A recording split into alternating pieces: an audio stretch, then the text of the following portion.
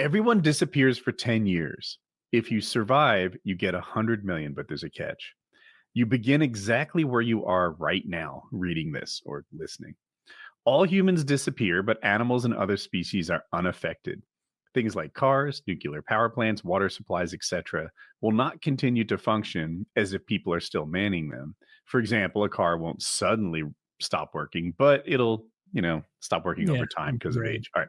Food will spoil at a normal rate. After each year, you can bring one person you know from your normal life to come join you. This person will also know you. However, they receive 10% less of the 100 million for each year that passes. You get this, right? They get 90 million if they come after you. Okay. Right. You cannot ask the person in advance if they agree to this, and you're not required to bring anyone, but you can choose one person or none at all, and when you bring them in. Cool. Sure. If you die, you die. The same applies to the person you bring in. After 10 years has passed, you and the world will return to the normal state it was before accepting the challenge, and any aging that occurred during that 10 years will be reversed, but the injuries will remain. Ooh. You and anyone you brought with you will fully remember the events of the 10 years, but no one else ever will. Would you do it? Why wouldn't you do it? I don't understand what the danger is. It's kind of hard to survive 10 years without the society. Not at all. Not at all. I mean, you just go to one local Walmart you have enough food for your first 2 years. Not even that. For the whole 10 years. But first, canned food doesn't go bad. Like canned food doesn't have an expiration date. Like you can eat 100 years. You're good with those green beans. So food's not an issue.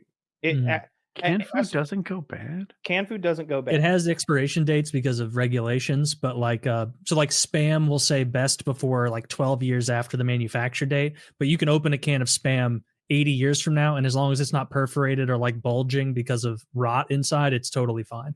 And on top of that, like, look, maybe I haven't skinned a deer since I was a kid, but I've figured out real quick. And I don't have to resort to deer. I can go. I'll drive to the wholesale cattle lot and pick out an Angus beef calf that's like 400 pounds, and that won't be a 10-year plan. Those things are going to die off.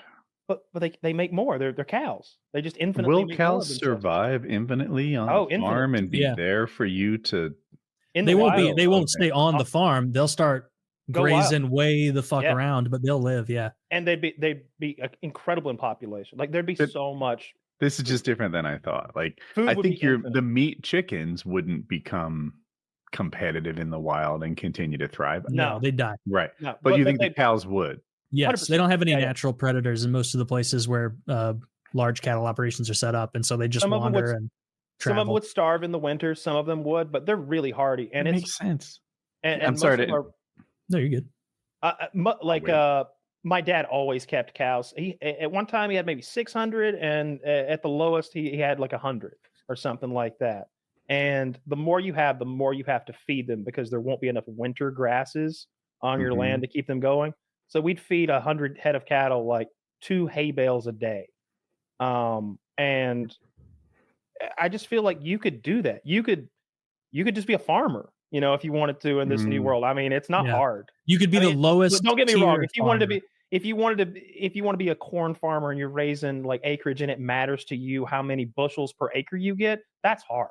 Yeah. You better go to school. You go to school for that? You better, it's not a joke. But if we're just subsistence farming, my God, like canning food and like living off of like a few domesticated animals like goats or cows, like I would. The reverse aging thing is a big deal to me. So the first time I read it too quickly, and I was like, "Well, this makes no sense for me. I'm going to go from 51 to 61, and then I'll come out of that. I've got 15 years left to enjoy my 100 million. Why would I burn 10 of those 25 remaining years earning money for the worst 15? Like, I'll have some money in my 60s. And what does money even get you in your 70s? Yeah. It's waste. Medical care. Pussy. Exactly. So I was like, this is a loss. But now knowing that I can come back. And then I started wondering who I would bring. Like, my first thought was Jackie, right? I'll bring in Jackie. And then it was like, she would be good for my mental health, but a liability for the rest of my survival skills, right? And so I'm bringing Bear Grylls. All right, he's gonna love it. He's gonna love every minute of it. Les Stroud. All right, bring Actual Les Stroud. survival. Yeah, All right. yeah. Either one, pick one. I mean, Bear Grylls was an SAS. He climbed Mount Everest. He'd be. You don't need a survival guide though. You can just be living need a like a buddy. champ in some. No, yeah, but I'm saying. Well, first of all, your initial Who point better with all than the food celebrity stuff. Bear Grylls? Yeah, celebrity Bear Grylls for my buddy. I'm God already damn your it! Me friend. and Les Stroud have nothing in common. He's like, he's mad at me because I brought him there. Like, you're 100% right about the food thing. Food would be the absolute easiest thing to come by. You could, like, being in the Midwest, I could just get in a car, drive out west, find a cattle ranch, and then just combine the easiest part of hunting with the easiest part of farming. Like, and then just do that. All right, I shot this cow in the head, and then this freezer still works, or I can just, save it or dry it. But then the company is the hardest part. The mental aspect of it is infinitely harder than the physical, because with all the resources we have at our disposal, it's not going to be a Bear Grylls style survival experience. You're going to have a ton of downtime. You're going to be set up in a mansion somewhere or just a normal house near a food source, and you'll intermittently. Yeah, you need someone to play games with, to do puzzles with.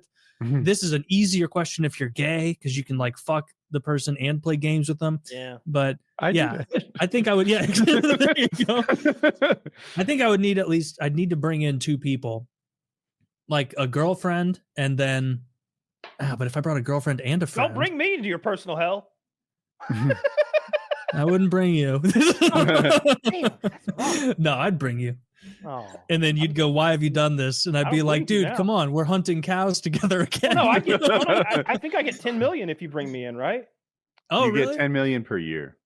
Oh, okay. Well, then I'd bring my friends in every year and just hook them up. Yeah. It seems like waiting a year to figure out who you should bring makes some sense. Like, get your feet underneath you, figure out what problem this other person is meant to solve. If it's hard to survive, push that button if there were no money.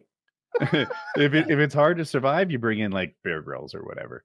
If it's easy to survive, you bring in your girl. Yeah, and if all my buddies, if everybody I bring in is getting 10 mil, I'm just like bringing in brothers, family members, friends. I think you said you could bring one person. What if you? I thought you meant. What if you see how she's going to age in the next 10 years, and then you get to come back and pull the plug? Oh, Jesus Christ! That's a little darker scenario.